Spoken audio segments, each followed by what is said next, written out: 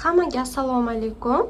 Kosmetologga hadeb borishga sharoiti bo'lmagan yoki eri ruxsat bermaydi yoki puli bo'lib tursa ham uydan chiqishga imkoni yo'q ayollarimiz uchun ajinlarga qarshi zo'r maska o'rgataman.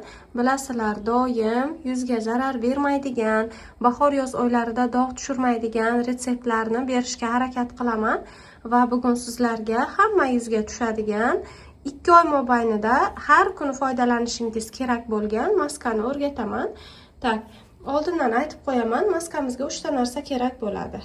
Kastor yog'i, kana kunjut moyini, bu amerikanskiy varianti qizlar. Bilasizlar, bu 2 xil bo'ladi. Bittasi aynan qosh kipriklar uchun, bittasi yuz uchun bo'ladi. Va bu yuzdagi tuklarni o'stirib yubormaydi. Nav firmasiniki, ko'rib olinglar. Unaqa qimmat emas, hamma ola oladi. Asal, albatta terini bilak qismida buni test qilib ko'ramiz, chunki asal hammaga ham 100% tushavermaydi. Va 1-2 tomchi yod.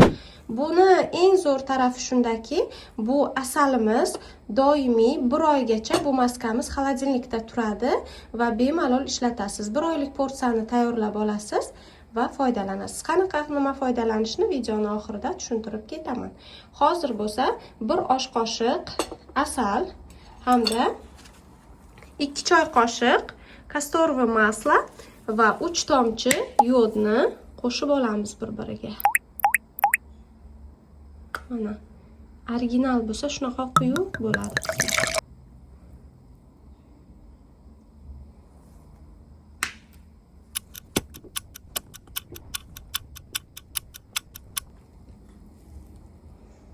İki, 3 tomchi yod.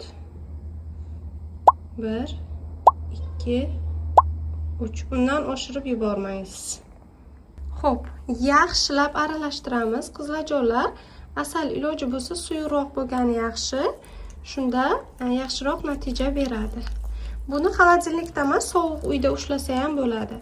Buni qanaqa ishlatamiz? Har kun kechasi yuvilgan toza quruq yuzga yupqa qilib ko'zni atroflari bilan qo'rqmasdan surib qo'yamiz. Bemalol 1 soat yuzingizda turadi. Keyin yaxshilab yuvib tashlab, har doimgi tungi uxudingizni qilasiz. Qizlarjonlar, bilib oling, maska kremning o'rniga hech qachon o'tmaydi. Shuning uchun maska yuvilgandan keyin albatta yuzga har doimgidek tonik kremlaringizni surib uxlaysiz va albatta kunduzi SPF surishni unutmang. Mana shunaqa massaga keldi. Iloji bo'lsa suyuqroq bo'lsa yuzga yaxshiroq surtiladi. Ko'z atroflariga qanaqa suramiz? Barmoqchalarimiz bilan urib suramiz. Sababi ko'z atrofi juda ham nozik. Umid qilamanki bu videom ham foydali bo'ldi. Barchangizni yaxshi ko'raman. Sog' salomat bo'linglar.